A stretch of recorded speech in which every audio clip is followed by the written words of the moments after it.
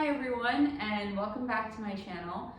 So today we have another interview with Professor Barbara Mink, who has thankfully been decided to be a part of this channel. She is an esteemed professor at Cornell, and she teaches business communications. So without further ado, if you'd like to give an introduction about your background and what your experience has been like here teaching at Cornell. Sure. I've been teaching for almost 40 years at this point. I came to Ithaca in 1976 to get a PhD in comparative literature, which I did not. And after 2 years of acting, doing television commercials and so on, I had an epiphany, and I realized my education had prepared me for more than that. So I applied for a job in commercials at a local radio station, but I applied the day the news director was on vacation and 2 people had just quit. So I was hired for the news department. I had done news at University of Buffalo, but I never thought of myself as a journalist, but I became one. I was news director of the stations for about 8 years. And then when they were sold, they were owned by Cornell, and they were a really wonderful resource, but in the 80s they sold them. So I quit, and then I got a panicked call from a friend of mine who was a PhD in theater, who said, "I'm starting a management communication program at Cornell Business School. Someone just quit. Can you come in and teach a half-day course?" And I did, and that was almost 40 years ago. Wow. You know, and you said that you've been sort of a director at a radio station. Mm-hmm. How has your communication style sort of changed from, because radio communication and sort of just being a host in general is very different from business communication. So what are the similarities? Is it? Yes. I don't know. I don't know how different it is. It's essentially, well, I had a talk show as well, and it's doing what we're doing now. It's having conversation about interesting topics. Right. The news was a discipline. I had a staff of 5. This was in the days, in the late 70s, early 80s, when local news departments were actual local news departments. Yeah. So it was a virtuous circle between all the media in town. So we were in the morning. I got up at 4:30 in the morning. I did morning drive 6 days a week. And then the evening paper would listen to us, follow up what we had, expanded it in the paper, we read the paper, and then followed up. So it was this kind of high information environment for people. So the only kind of communication differences there would be having to have a script, starting the day with, "Good morning, I'm Barbara Mink, blah, blah, blah." Dealing with the time when you forget the script and there's nothing to say, and so you immediately put on a commercial. So there's the kind of flexibility that you need in any kind of interchange. I think I mentioned that I was a news director at the radio station and then teaching. Teaching has been a through line, but I also did other things that maybe had even more of an impact on what I do today. One of them is politics. When my daughter was 3, I was asked to run for a seat on the local county legislature. In New York State, there's the state government that controls a lot of the big programs. Then there's counties, cities, towns, and so on. So the county is intermediate. We deal with old people, young people, not the fire department, but garbage disposal. So all these tasks are divvied up. And I ran for office on a platform of support for working families and the arts. And I spent 2 years dealing with garbage disposal. So once again, you have to rise to the occasion. And if there's no room for a particular topic to be dealt with and solved at that point, you deal with something else. And it was a very educational experience in the sense of learning how to listen very carefully, which is part of being a reporter as well. But with politics, there's a lot of performative speaking, and then there's real speaking. Mm-hmm. So when I became vice chair of the board and then chair, we would have caucuses, they're called, private meetings of the different parties. And we'd make sure that everybody was on the same page. And that involved a lot of sometimes difficult discussion. But once the public meeting was held, things went pretty smoothly. And I love running the meetings. I mean, it was like being a conductor in an orchestra, you know. You can never relax. You have to hear when somebody said something, somebody else says it twice, moving on, and so on. So it's keeping things going. I mean, of course, I definitely think that, you know, when you're talking about working in business and working in such a high position, I think it is kind of very similar to politics, and we don't really make that correlation immediately. But what would you say that like your communication style was like when dealing with politics? Because you're appealing to a different audience, right? Especially when you're talking about when you're just in a corporation, there's a different environment. Whereas when you're in politics, you're just dealing with people one-on-one, and that constantly changes. Yes, So that's right. That's right. how is it that you were able to be so dynamic and sort of immediately change your communication style with people to people and get to know them so quickly? I guess the only way to answer that is to say that the communication style really didn't change that much. What changed was my sense of giving people respect enough to listen. It takes a certain level of ego to try to get to higher positions. It's in business as well as in anything else. And there's a way to think of yourself as knowing what to do and convincing other people to go along, which is something that I had to change because sometimes I wasn't right. And I really appreciated dealing with first my colleagues from whatever political party, as long as they were honest about it.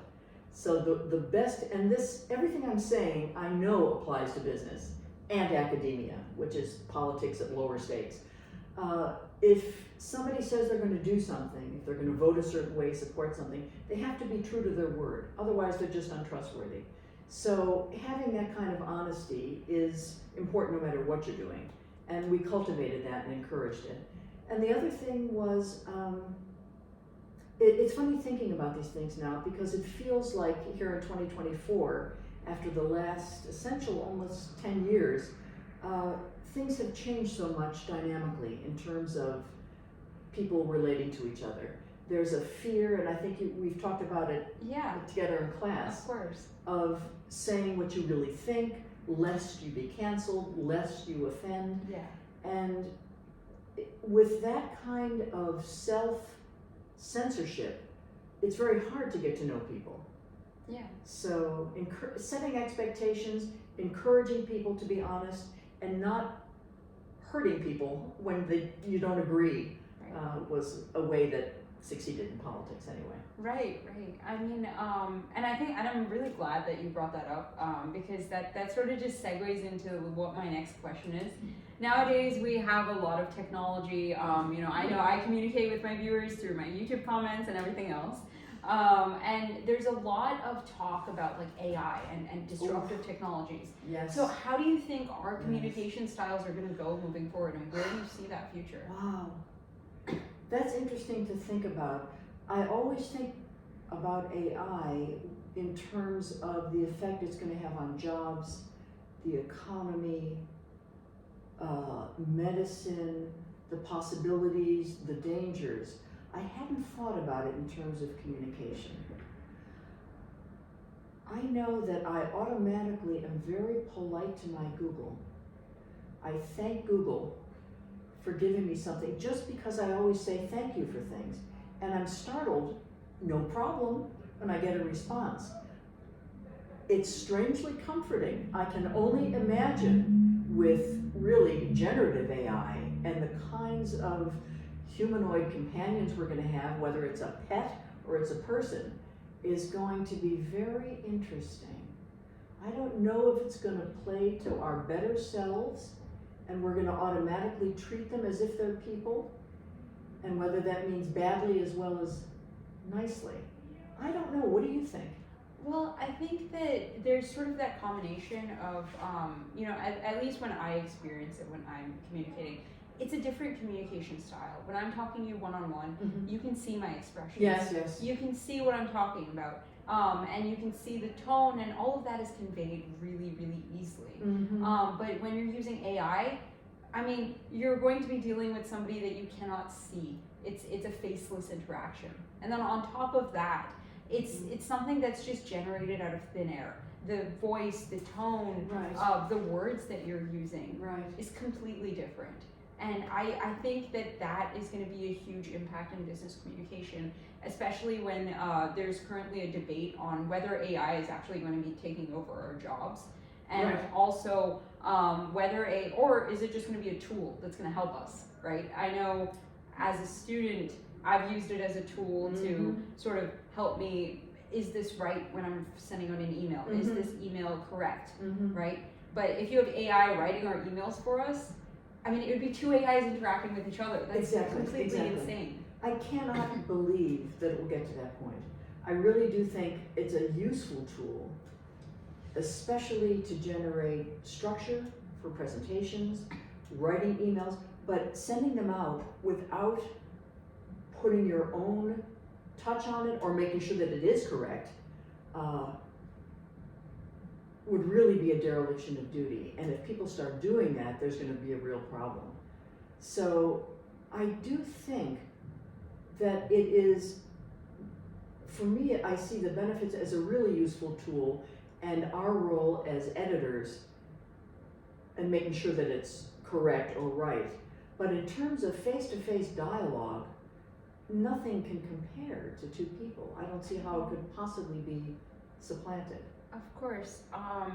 I think one of the main sort of concerns that I have when coming in with communication in general is just that we have so little time nowadays, especially with high-powered business executives, politicians, and so we're just so quick to make sure that everything's delivered. Okay, formatting is nice, everything's fine, Right. that we don't stop to check these small things, these small intricacies as we're communicating. So that's a danger. Yeah, that's a danger. That being said, my question to you is like, what's your opinion on sort of like cancel culture in this environment, and also how do you deal with it like politics and business? How do you navigate that sort of tightrope between communicating effectively while also making sure that your reputation is intact? Some of the things that I talk about in our class have to do with respond, don't react. So when I was on the county board, newly, I used to get calls at home from reporters, and it was so exciting and frightening that I felt I needed to respond in the moment.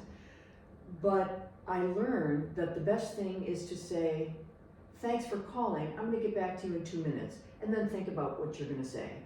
One of the things that's really changed since I was first a reporter and then a politician, like Alice through the looking glass, is that the space given to people who are asked questions has gotten smaller and smaller. When I was on the radio, you had a sound bite that could be no longer than 20 seconds. You had to edit complicated things down. Now it's 7 seconds. Sometimes it's 4, which means that you have to be able to formulate an answer that is succinct, precise, and correct. So that takes a little bit of thinking. Can't take pondering, but it has to take thinking. Behind that is everything that you know and your experience, and thinking about how it's heard. For women, which we haven't broached yet, but is everything, it's an added challenge. It always was, it still is, it probably will be, until I don't know when. I mean, I mean, want to get real or what? Yeah, of course. Okay. Let's get real, because I was gonna say you're the first female sort of interviewee that I've had on this channel, and I wanted, let's discuss women in leadership, because I think that there's definitely a difference in how men and women communicate, right? And I mean, especially a lot of the business world is very male dominated. Yeah. So how did you deal with that? How did that deal with your communication style as a woman in business? Let's see. First, I grew up with 3 brothers and with supportive parents. So I was never afraid of men, and I was always taken seriously. That's a privilege. I was lucky. But I had my own run-ins with things that always took me by surprise as opposed to being expected.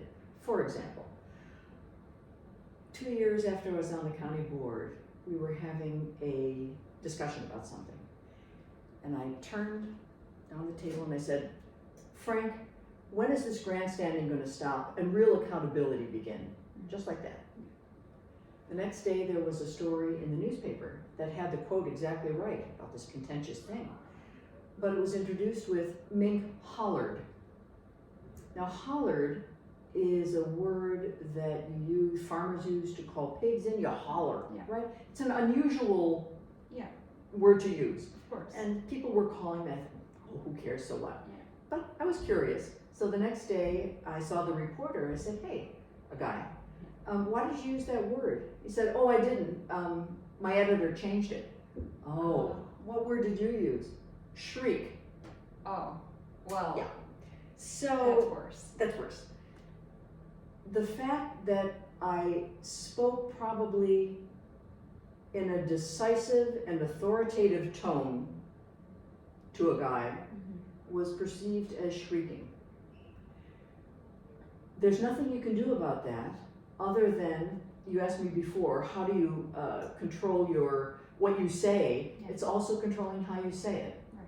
So I have a lowish voice for a woman, and I'm very conscious of not getting really excited because everybody's voice goes up that way, right? That's one thing. Not fair, no fair, so what? It is. What I love about, this is not the cancel culture, but the current culture, Gen Z and millennials, is that women don't take that as a given anymore. When I was growing up, it was, that's the way it is, get used to it, suck it up, do your best, wear a blouse with a bow tie, whatever. But now people just don't take that as a given, and there are all kinds of voices out there. The question is, when you get caught up on that, if somebody makes fun or if somebody is whatever, you have to deal with it, and you have to be strong. If you're not strong, you can't. And actually, cancel culture is a phrase that's used by people on the political right as well as people on the political left.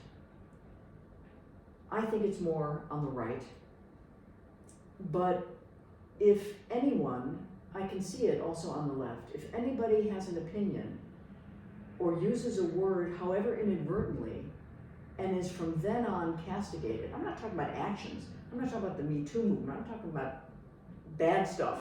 I'm talking about either inadvertent, ignorant, careless, a mistake. There has to be a little bit of grace. There has to be some way back. Do you agree? I would say that, unfortunately, yes, it would be great to give benefit of the doubt.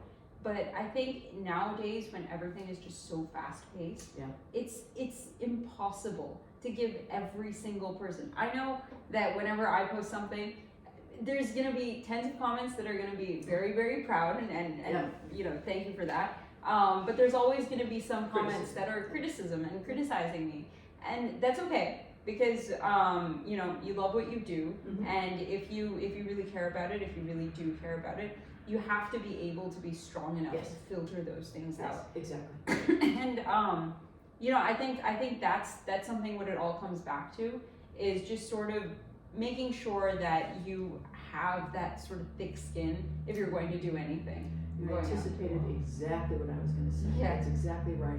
And you're already working on that thickening epidermis. Yeah. It took me longer. When somebody said something negative about me the first year I was on the county board, I cried. I couldn't believe it. I heard it on the radio in public. Yeah. Me? Who would Yeah. But you have to depersonalize, and you have to realize that what you're doing is more important than anything else. And if you believe it, I mean, that's it. That's I think that is great advice. Because I think when you're talking about criticism, it sort of attacks that image that you have of yourself. Yes. right? And I think that's just kind of like how our primitive brain reacts to it immediately, is just with, what do you mean? But, you know, and that's the point of the class that we're in Right, together, yeah, right? yeah. I mean, Of we're course. looking at the way we communicate and how we're perceived. Yeah. And when I was in public life, I was perceived as cold, arrogant. Part of it was self-protection. I adopted that because I didn't want to be taken advantage of or whatever. And even though I wasn't that way, and people who knew me, I had to recognize that if I wanted to not be called that, I had to communicate in a different way. Right. And I started smiling a little more. And ladies, if someone says, "Hey, girlie, smile," don't do that.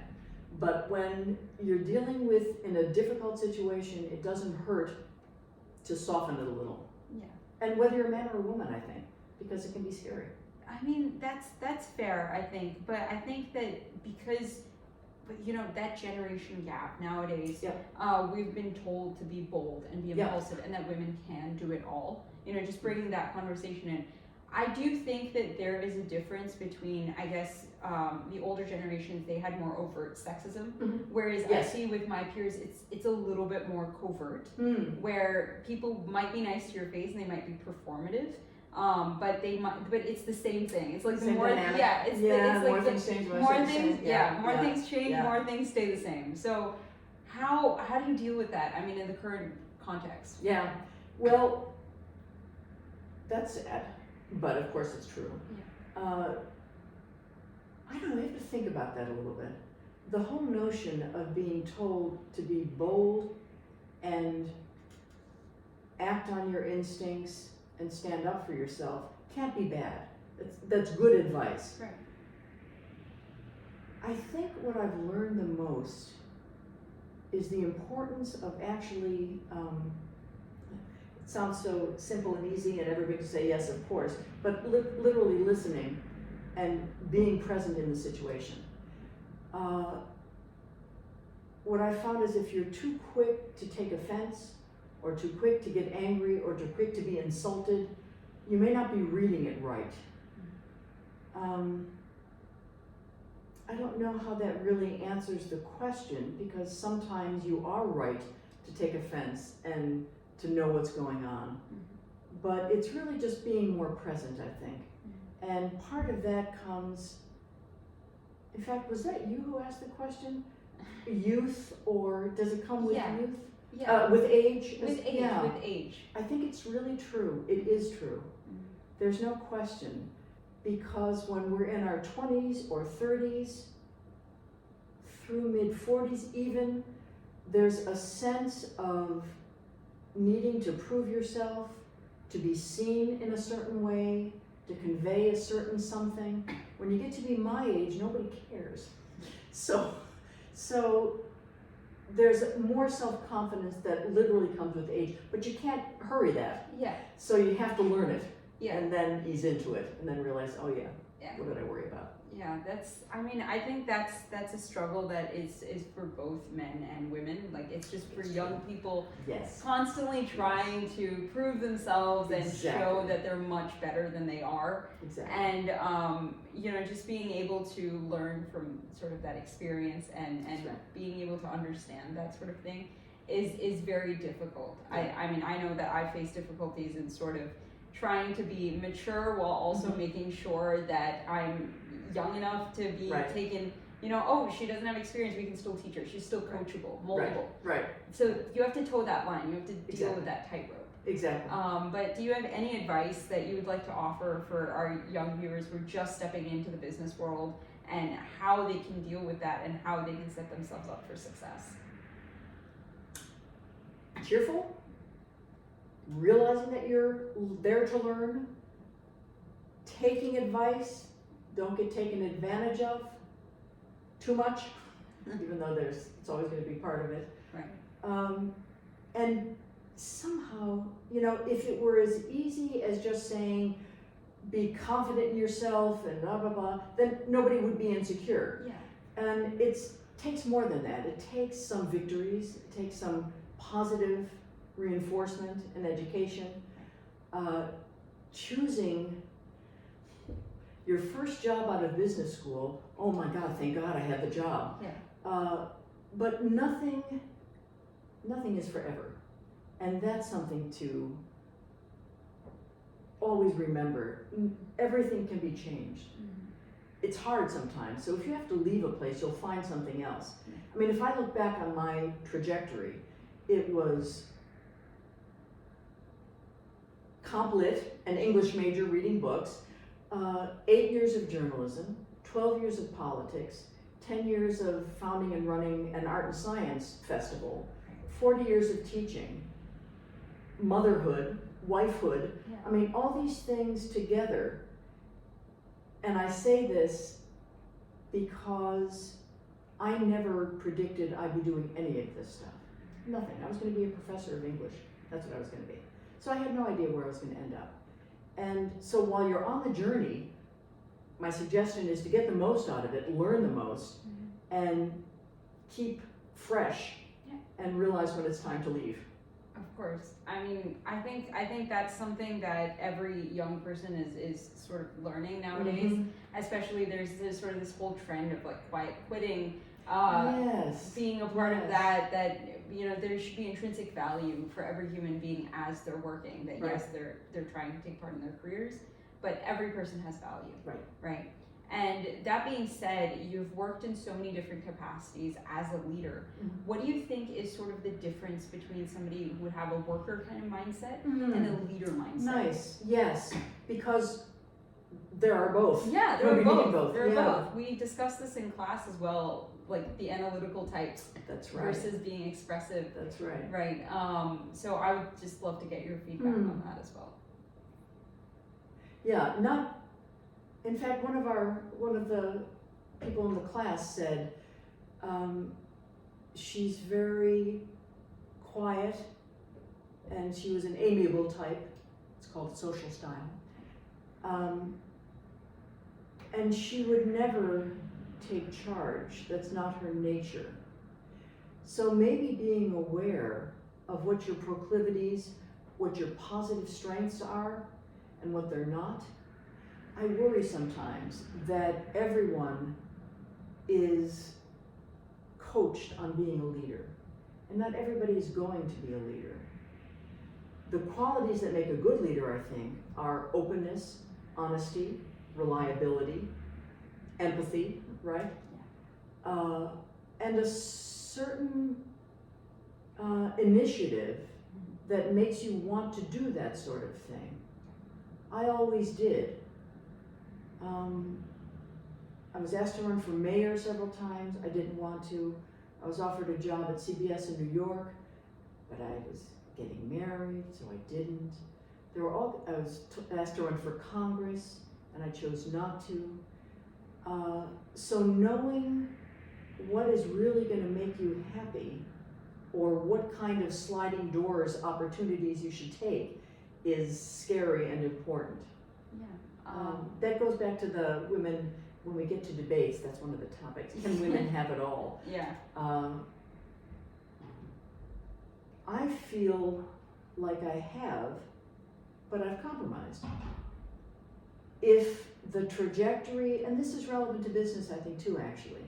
If the trajectory for a local newscaster is to go to a major market and be famous, I chose not to. If the trajectory for a politician is to go to Congress and Senate, I'm going to talk about president, I chose not to do that. And that was because I prioritized other things. So that's a choice. And if I look back now, I don't think I have any regrets, which is a comfortable place to be. I would have been unhappy if I hadn't done some of the things that I did do. I mean, the Light and Winter Festival, this was an entrepreneurial venture with raising $250,000 every year, getting funding, getting all this kind of stuff, assembling diverse people, directing stuff. I mean, it was everything I've always wanted to do, in addition to all this other stuff. So life feels full. I mean, that is honestly incredibly impressive. And I think the question that I would have would be, how did you deal with like feelings of self-doubt? Because this is their first time doing anything new. Yeah, right? right. Right. And I know a lot of women, they struggle with that a lot. Yes. So how did you overcome those feelings? Yeah. I never suffered from imposter syndrome. Mm-hmm. My daughter, who's more accomplished than I, apparently did, which I just found out the other day. She's a concert pianist, a Broadway pianist, an artist, a writer, all these things. And precocious. She was very smart at a very young age. And she always never felt that she was really doing it, really. And I was so shocked, because I never had that. The self-doubt would come when I requested $25,000 from the bank and I didn't get it. When a performer wrote me emails at 3:30 in the morning saying, "Who gives you the right to come into my thing and tell me what to do? I quit 2 days before the performance." Then I begin to think, what did I do? Was it me? Yeah. What did I do wrong? And to a certain extent it was. So that's not really self-doubt, but it was self-questioning. And I realized that I had been, my God, it comes down to communication again. Yeah. I had been speaking to this woman who was a specialist in neuroscience and music the way I talked to students, because I was directing the performance and I would bark out, wait, say simpler term, what's the real English? Tone it down. Mm-hmm. And she was furious because she was basically insecure and she didn't want to be told what to do, to speak in plain language, lest her peers think she wasn't up to it. And I hadn't taken that into account. I hadn't been self-aware enough to realize that. So that was a life lesson. Of course. And so in terms of self-doubt, there were questions about whether this was worth doing, whether I should have taken this thing, second guessing. And that's a process everybody goes through. I have no words of wisdom on that. All it is believing that you have the ability to do it. Yeah, I mean, I know that like a lot of students also go through that same feeling of constantly, am I doing this right? Why am I doing this? You know, especially when they don't have the information that's available. Right. Right? Exactly. And also another thing that I just wanted to touch up on that you had mentioned about egos. Mm. So there's a book called 48 Laws of Power, which sort of, I'm familiar with that. Okay. it's sort of about, it's a sort of book that talks about power and how it navigates through just workplaces in general and how you can 48. use it. It's just 48 Okay. laws, something. And one of the laws are sort of about how various people have different egos. Mm. And if you are able to navigate those egos, you can create a reputation for yourself. So in the business world, how did you deal with navigating different egos and sort of, I guess, tailoring your communication style to that? Like you just mentioned, you spoke to a director as if they were students. So how did you deal with that?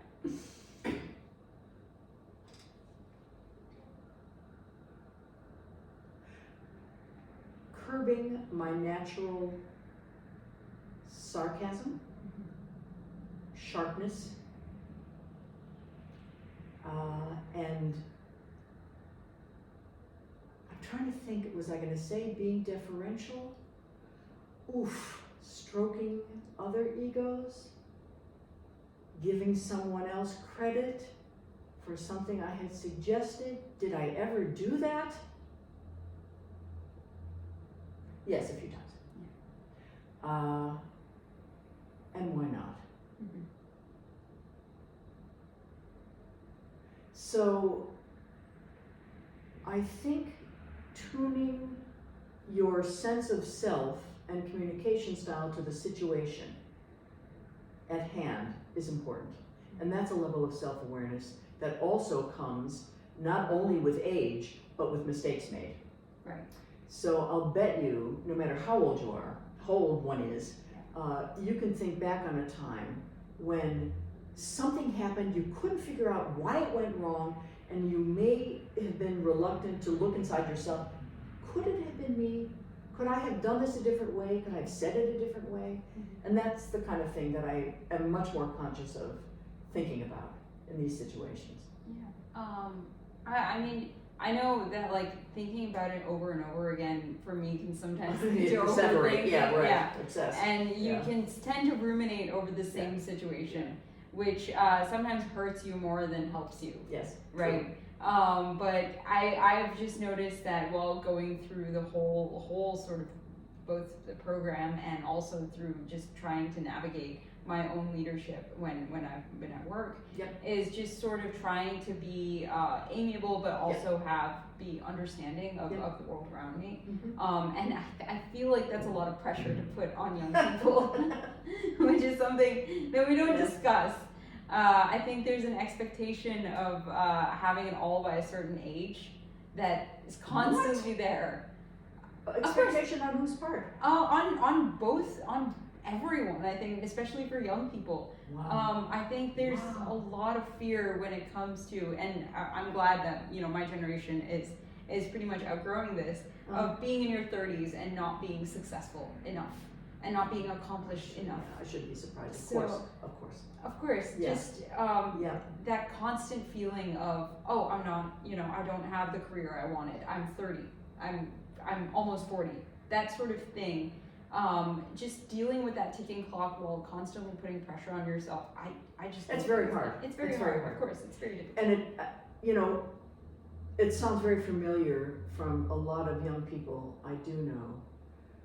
But I feel like the last 4 years have made a sea change in what anybody's expectations can be. I really do. And of course I'm talking about the pandemic and everything that was disrupted that way. Right. So young people now are not in the place where young people were when I was that young person. Yeah. They're just not. Economically, the economy is different, the whole world is different. Yeah. But those expectations feel outdated. They feel outdated. I lived in Israel for a year and a half. I lived in Switzerland for a year, and I would go to Paris every year to teach because somebody has to. And the lives that people live, not in this country, are very different. And you probably have connections that you would know the same. Yeah. But in France, people live at home until they're 26, 27. Why would you go have an apartment and have your parents pay for it or have to work and also go to school? It's impossible. Right. So the whole notion in this country that when you're done with college, you're on your own, that's gone by the wayside. That's just not the case anymore. It's impossible to make a living that way. Yeah, I mean, especially with, I guess with the current context and how the economy is going right now, how do you think that there's been a shift from pre-pandemic where you would say that, young people, they would sort of be on their own at the age of 18 or a certain age, versus a lot of kids, a lot of young people staying at home. Yeah. And that's very similar because I know, I'm Indian, Yeah. so it's very common for Indian people to live with their families, Yes. and there'd be joint families before. Right. But I've noticed that a lot of Western culture is kind of just moving towards that same thing because they can't afford to. Because de facto they can't afford to. That's right. And the whole notion of buying a house, finding an apartment you can afford. Yeah. We haven't even talked about, well, of course, because I have a 2-career marriage. I mean, when you're your age. Yeah. I would hope that young people in this country who are in that position of not being able to leave home can get over any kind of outdated shame or embarrassment at that situation and just feel fortunate that they have a family they can live with and aren't being thrown out and having to live on credit cards. That's a devastating thing, and the expense of university and taking loans and so on. So there are so many people out there who are really having a tough time. And if I were still in politics, I would be furious that more was not done to build a safety net the way other countries have, so other young people can flourish. I mean, I think a lot of it is just both cultural differences where you would be responsible for trying to overturn an entire country's culture. Right.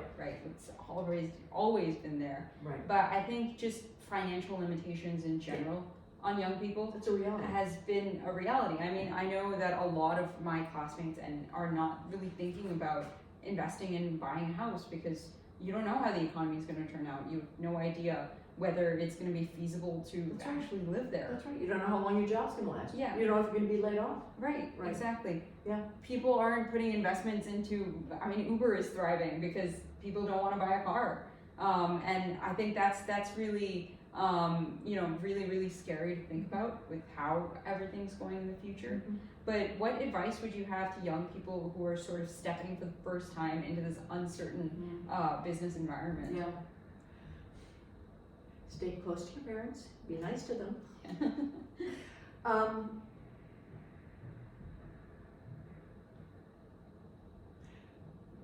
The only kind of advice would be literally, psychologically, getting away from any kind of self-blame or terror about uncertainty. We're all living in uncertainty. In fact, I don't know if you've taken the wonderful course that's being offered by General Casey, Living in a VUCA World. Have you heard of that? No, I haven't. Yeah. But I will definitely look Volatile, into unexpected. it. He didn't make it up. It's Okay. a term Okay. from the military. It's also used in business now very much. Volatile, unexpected, something and something. Mm-hmm. Everything that describes the uncertainty of what we're going through. Realizing everybody's in it the same way. Being kind to people is much more productive than being competitively cruel. You'll always end up better for it. Yeah. And not being embarrassed the way I saw millennials were 10 years ago about getting support from people who care about you. Yeah. It's not a mark of success to have the milestones that we were all raised with. Yeah. A steady marriage, a house, a car, 2 kids by the time you're whatever. Yeah. That's gone. Yeah.